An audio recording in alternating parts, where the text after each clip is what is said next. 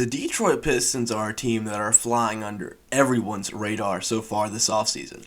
Other than their super team that they put out at the Summer League, nobody's really talking about this Pistons team, but I think they've made some good moves this offseason.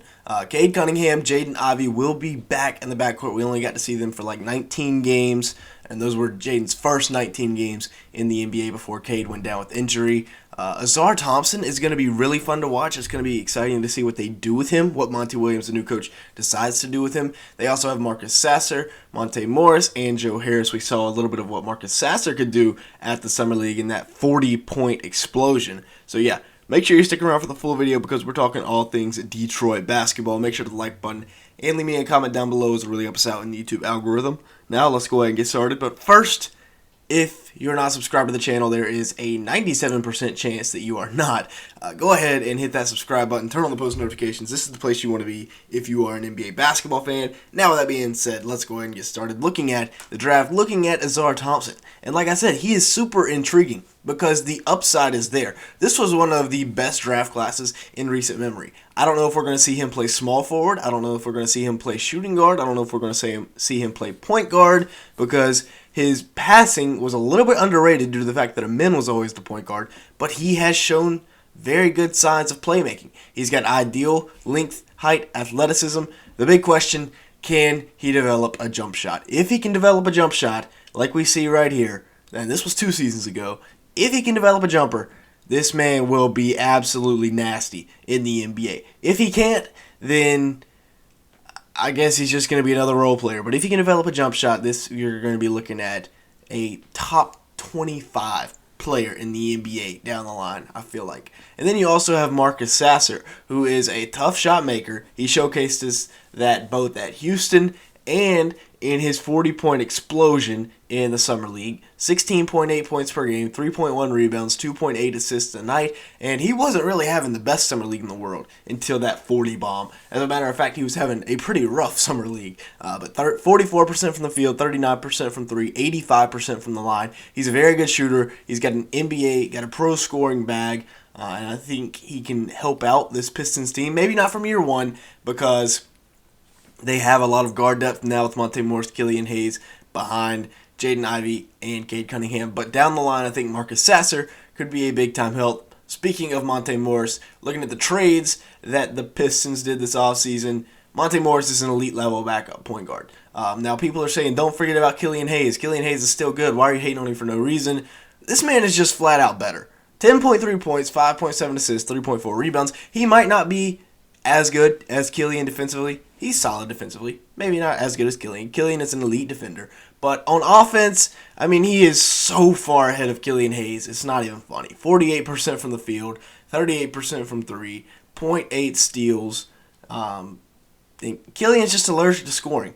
I do think they keep Killian Hayes around, but Monte Morris will be the backup point guard. 26 minutes per game, 1 turnover. You see that right there. The assist-to-turnover ratio very high. Another thing you got to keep in mind. I'm feeling like Monte Morris, Tyus Jones. Those are the 2 best backup point guards in the league right now. I could be forgetting somebody, but those are my guys right there. And then they also bring in Joe Harris, who is a veteran shooter, to help out Cade, to help out Jaden Ivey in terms of floor spacing. Now, he only averaged 7.6 points, 2 rebounds, and 1.4 assists, which may not pop off the screen at you, but you know, he's a guy that can spread the floor.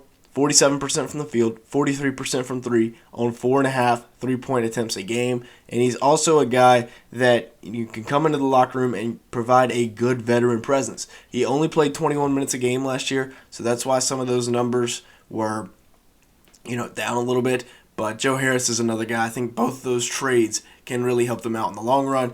And then they got to decide here between the big men. If they keep all 4, I wouldn't hate that, but I mean, you're definitely keeping Jalen Duren, who averaged 9.1 points, 8.9 rebounds in his rookie year. And I made the comment last Pistons video that I'd take Mark Williams over him. People are a little upset about that, but hey, if you want to debate about that, go down in the comment section right now. I'll hit you back. 65% from the field, 25 minutes per game for Jalen Duren last year.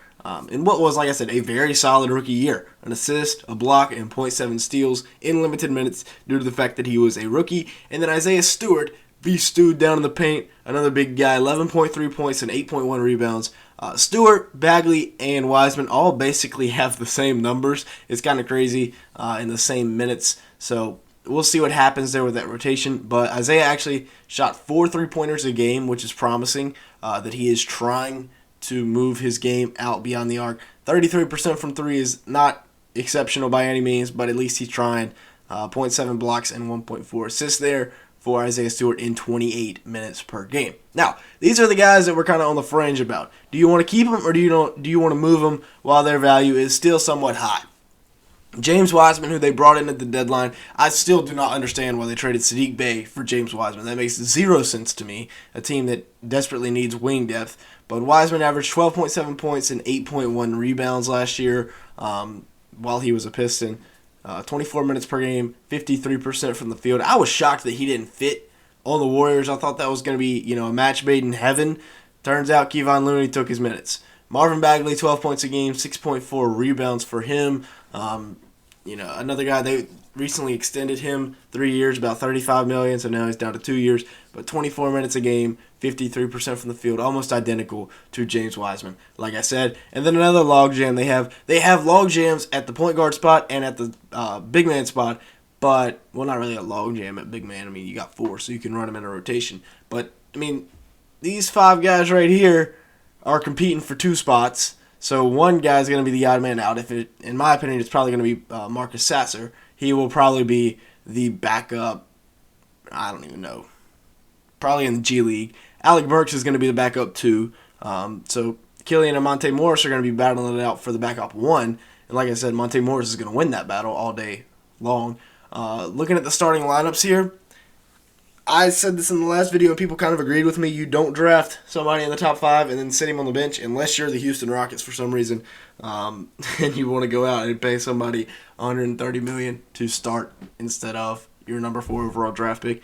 So in this case, we've got Cade and Jaden Ivey. I think that's going to be a very fun backcourt. They seem to complement each other very well. Cade, very good passer. Ivey, a very, very good slasher. Can finish around the rim well. Asuar Thompson, super good athlete, can really defend. And like we said, Isaiah Stewart and Jalen Duren will be that starting front court, excuse me. Hopefully Isaiah Stewart can work on his floor spacing a little bit because right now the spacing with this lineup is horrendous. Maybe you do start Bojan just for that fact to get the spacing a little bit better. Now, taking a look at the bench, we got Monte Morris, Joe Harris, Bojan Bogdanovic, Marvin Bagley, and James Wiseman. You also have a guy like Alec Burks that can come in. I could very well see Alec Burks being the backup 2 instead of Joe Harris. As a matter of fact, I think that's probably what they will do. But, Joe Harris, you got to show him on here just because he was one of the acquisitions they made. Pistons fans, let me know, are y'all fine with that backup front court of Wiseman and Bagley? I'm not too sure what to think of it. But Bojan at the backup 3, that is very solid. He's going to be a really, really solid 6-man. Monte Morris will probably be the 7th man off the bench. And then you get some combination of Wiseman, Bagley, and Alec Burks. Now looking at who else you have, Isaiah Livers, he can still give you some offense. So, there's a lot of depth here in Detroit for sure because Alec Burks isn't even pictured here. Killian Hayes, Isaiah Livers, and Burks, that's probably your 13 guys that you're going to be playing on a consistent basis. Killian, we'll see. Hopefully he can get his offense up. Isaiah Livers is going to be a good rotation piece. And then, like we said, Marcus Sasser probably spending a majority of the season in the G League. Now, that being said, let me know your thoughts on the Pistons next year. I think this is a team that, they're probably not going to make the play-in, but I feel like they could surprise some people and really show some bright glimpses into the future. So with that being said, that's going to be it for today's video. Thank you so much for watching. Make sure to hit the like button and hit the subscribe button if you did enjoy today's video at any point. Turn on those post notifications and make sure to come back later for more content. And with that being said, thank you so much for watching today's video.